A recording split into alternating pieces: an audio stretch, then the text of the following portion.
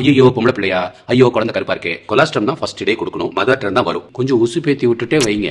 தாய்ப்பால் பத்தி நிறைய குழப்பங்கள் இருக்கு. இன்னைக்கு சிண்ட்ரெல்லா கேட்கிற கேள்வி, நீங்க எல்லாம் உங்க மனசுல கேட்கிற கேள்விதான். அதை தான் நீங்க பார்க்க போறோம். பிறந்த குழந்தைக்கு தாய்ப்பால் எப்ப கொடுக்க ஆரம்பிக்கலாம்? தாய்ப்பால் பிறந்து ஒரு 5 நிமிஷம் 10 நிமிஷத்துக்குள்ளே குழந்தைக்கு பால் கொடுத்துடணும். அந்த குழந்தை பிறந்த உடனே அம்மா மேல பேபி போடுவாங்க இல்லையா, அப்பயே கொடுத்தாலே நல்லதுதான். பட் அப்ப அதுக்குள்ள பிளசண்டா வெளியில வரணும், கொஞ்சம் ப்ளீடிங் ஆகும். இதனால கொஞ்சம் சிஸ்டர்ஸோ டாக்டர்ஸோ கொஞ்சம் பயப்படுவாங்க. But best as early as possible. உங்களால எவ்வளவு சீக்கிரம் கொடுக்க முடியுமோ கொடுத்துருங்க. ஸ்டாஃப் நர்ஸ் நீங்க இன்சிஸ்ட் பண்ணுங்க, நான் உடனே தாய்ப்பால் கொடுக்கணும் அப்படின்னு இன்சிஸ்ட் பண்ணுங்க. பேபி அதை தான் விரும்பும். பிறந்த உடனே நிறைய மதர்ஸ்க்கு பிரஸ்ட் மில்க்னா அவ்வளவு வரது கிடையாது. சப்போஸ் வரலன்னா என்ன பண்ண முடியும்? எல்லா மதர்ஸ்க்கும் ஃபர்ஸ்ட் 2 days தண்ணி மாதிரி கொலாஸ்ட்ரம் சொல்லுவோம். அதுதான் பேபிக்கு ஹெல்த்தியான ஃபுட்டு. அதான் குடல்ல இருக்க எல்லாத்தையும் வெளியில அனுப்பும். ஸோ கொலாஸ்ட்ரம் தான் ஃபர்ஸ்ட் டே கொடுக்கணும். மதர் டர்ன் தான் வரும். கொலஸ்ட்ரால் வேற எங்க இருந்துமே வராது. சம்டைம்ஸ் மதர்ஸ் மில்க் வரல அப்படின்னு சொல்லிட்டு ஃபார்முலா மில்க் லைக் பால் பவுடர் மாதிரி கொடுக்குறாங்க. ஸோ அது நல்லதா கெட்டதா? ரொம்ப ரொம்ப தவறு.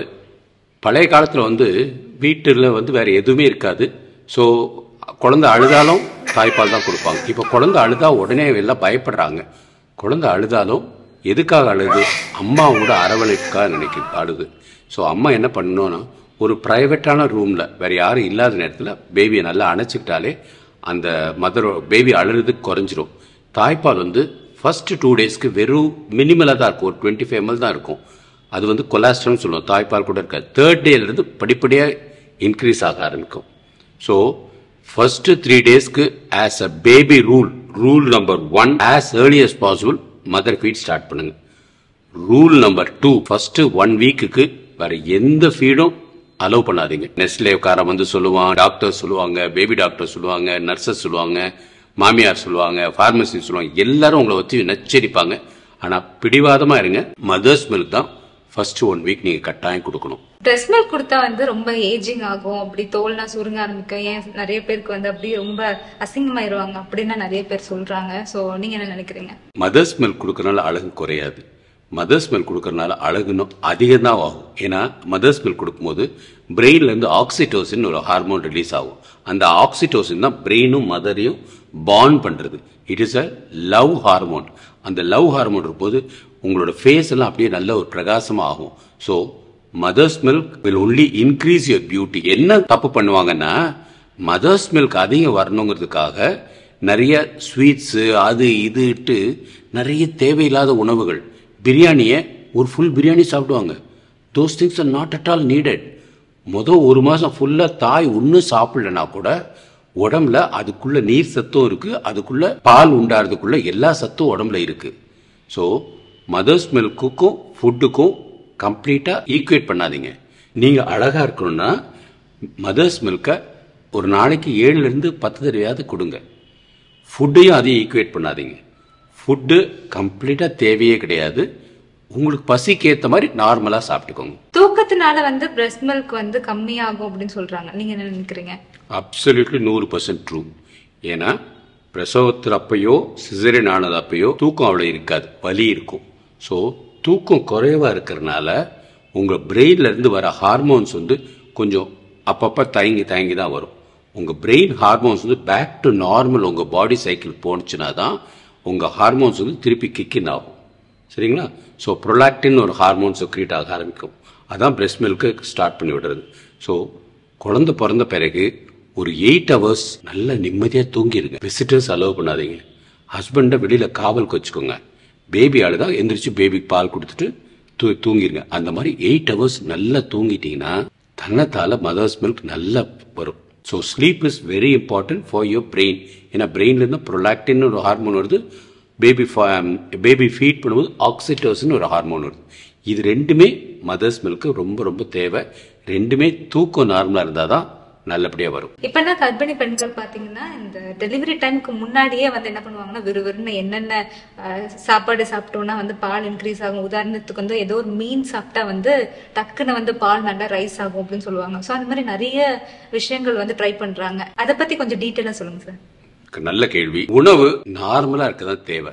ஏன்னா குழந்தை உண்டானதுல இருந்தே ஒரு 5 கிலோ பேபிக்கு பால் கொடுக்கறதுக்காக உங்க உடம்புல எக்ஸஸா இருக்கும். ஸோ ஃபுட்டு நீங்கள் சாப்பிட்றதுனால தான் பால் உண்டாகுங்கிறது வந்து தவறான ஒரு சிந்தனை.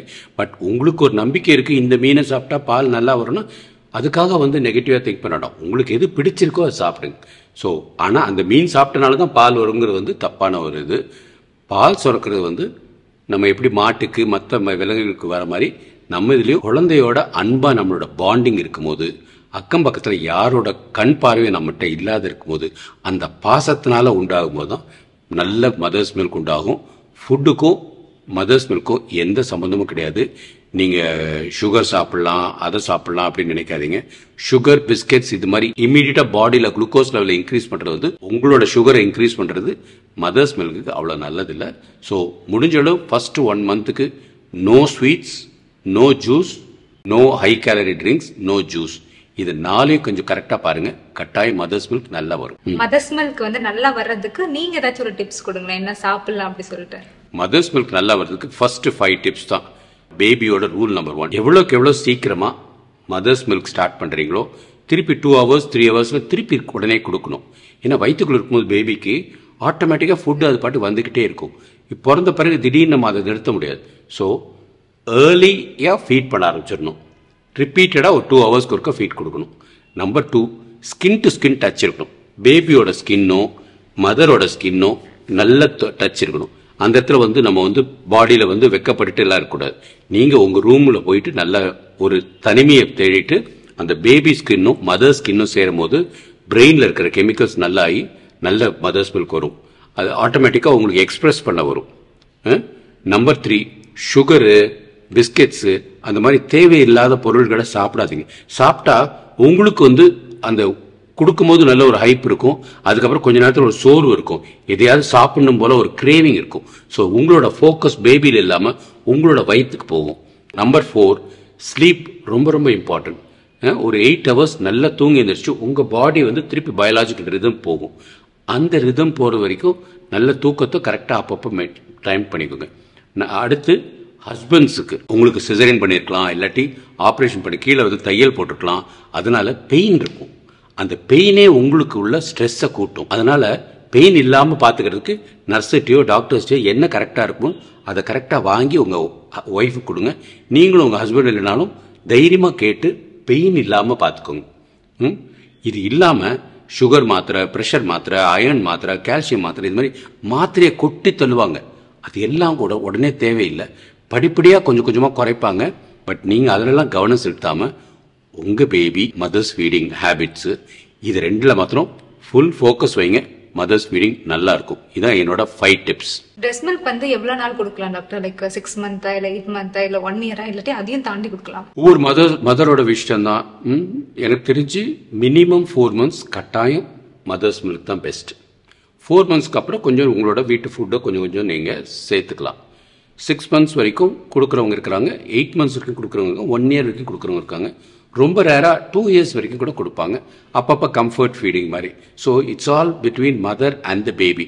ஸோ மதர் அண்ட் பேபிக்குள்ள ப்ரைவசியில் நம்ம தலையிடக்கூடாது.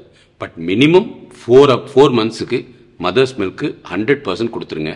அதுக்கடுத்து கொஞ்சம் கொஞ்சமாக உங்கள் பீடியாட்ரிஷனோ இல்லை உங்கள் உடம்போ உங்கள் சிந்தனை என்ன சொல்லுதோ அதுபடி ஃபாலோ பண்ணிக்கோங்க. இப்போ நிறைய பேர் வந்து குழந்தை பிறந்த உடனே வெயிட் கம்மியாக இருக்குன்னு சொல்லிட்டு டக்குன்னு வந்து ஃபார்முலா மில்க் வந்து இந்த பால் பவுடர் வந்து கொடுக்க ஆரம்பிச்சிருவாங்க. அப்போ தான் வந்து வெயிட் இன்க்ரீஸ் பண்ணுறோன்னு. அது எந்த அளவுக்கு வந்து நல்லது கெட்டது? ரொம்ப ரொம்ப ரொம்ப தப்பு. அது அமெரிக்கன்ஸ் தான் இந்த ஃபார்முலா ஃபீட்ஸை இன்ட்ரடியூஸ் பண்ணி பெண்களோட மனசையும் டாக்டர்ஸோட மனசையும் நிறைய சமுதாயத்திலையும் இதை புகுத்திருக்காங்க. இந்த லாக்டஜன், நெஸ்லே நிறைய கம்பெனிஸ் இருக்கு. அவங்க எல்லாம் வந்து அவங்களோட இதை கொடுக்கணும்னு பார்க்குறாங்க. அது தவறு. மதர்ஸ் மில்க் தான் பெஸ்ட்டு. முடிஞ்ச அளவு அந்த ஃபீட்ஸ் எல்லாமே கொடுக்காம இருங்க. உங்களோட ஃபுட்டு, வீட்டு ஃபுட்டு, உங்கள் ஃபீடு, உங்கள் மதர்ஸ் மில்க் அதுதான் பெஸ்ட்டு. இந்த லாக்டேஜன்லாம் வந்து கட்டாயம் டாக்டர்ஸ் கொடுக்கணும்னு நினைப்பாங்க. எதனாலனா உங்களோட ஸ்ட்ரெஸ், குழந்தை பிறக்கும் போது ஏதாவது ஸ்ட்ரெஸ் இருந்துக்கலாம், இல்லை ஏதாவது விதத்தில் உங்களுக்கு வந்து ஒரு ஒரு பயம் ஏதோ இருந்துச்சுன்னு வச்சுக்கோங்க, ஆட்டோமேட்டிக்காக உங்கள் பால் சுரக்கிறது கம்மியாகும். அந்த சமயத்தில் அமைதியாக நல்லா தூங்குங்க. டாக்டர்ஸ் சம் மெடிசன்ஸ் கூட கேட்டு வாங்கி தூங்குங்க. நல்லா தூங்கி எழுந்திரிச்சிட்டு ஒரு ஹாப்பியாக பாசிட்டிவ் மைண்டோட நீங்கள் ஸ்டார்ட் பண்ணிங்கன்னு வச்சுக்கோங்க, கட்டாயம் மதர்ஸ் மில்க் நல்லா வரும். நல்லா வந்துச்சுன்னா அதுதான் பெஸ்ட் ஃபார் த பேபி. ரொம்ப ரேராக மதர்ஸ் மில்க் வரவே இல்லை அப்படிங்கிற சுச்சுவேஷனில் உங்கள் டாக்டர் சொல்கிற மாதிரி என்ன ஃபீட் கொடுக்கணும் பார்த்து இது பண்ணிக்கோங்க. பட் 90% எல்லா பெண்களுக்கும் மதர்ஸ் மில்க் அடிக்குவேட்டா இருக்கும். நம்ம தான் அதுக்கு அமைதியா நமக்கு என்ன தேவைங்கிறத நம்ம டாக்டர்கிட்டயோ இல்ல நர்ஸ்கிட்டயோ இல்ல ஹஸ்பண்டையோ தெளிவா சொல்லி அதை நம்ம செஞ்சுக்கணும். சில பேருக்கு வந்து பால் கட்டிக்கும் அப்படின்னா சொல்றாங்க, அது எதனால டாக்டர்? பால் கட்டிக்கும்னா ஆக்சுவலா பேபி வந்து கரெக்டா ஃபீட் எடுக்காதனால பால் சுரக்கும், பட் பிரெஸ்ட்லேயே இருக்கும். ஸோ பிரெஸ்ட் ஹெவியா இருக்கும் அவங்களுக்கு. இல்லைன்னா அது பாட்டுக்கு வெளியில் அது பாட்டுக்கு பால் தன்னால் வந்துட்டு இருக்கும். ஸோ அந்த மாதிரி சமயத்தில் வந்து பேபியை தான் நம்ம கொஞ்சம் ஸ்டிமுலேட் பண்ணி பால் குடிக்க வைக்கணும்.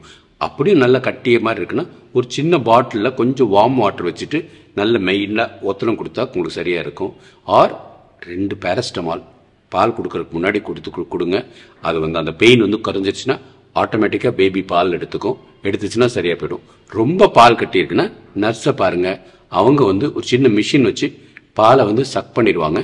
அடுத்து வர பால் வந்து நீட்டா அழகா வரும். இப்ப பிரஸ்ட் மில்க் வந்து நியூபார்னுக்கு கொடுக்குறோம் அப்படி சொல்ல போது நம்ம எப்படி வந்து பிரஸ்ட்டை வந்து கேர் எடுத்துக்கலாம்? நல்லது. இந்த கெமிக்கல் இருக்கு, வைப்ஸ் அந்த மாதிரி ஒரு கெமிக்கல் திங்ஸ் எதுவும் பிரஸ்ட்ல போடாதீங்க. ஏன்னா போட்டீங்கன்னா அதுக்கப்புறம் பேபி அதை குடிக்கும்போது அந்த கெமிக்கல் பேபியோட வயிற்றுக்குள்ள போகும்.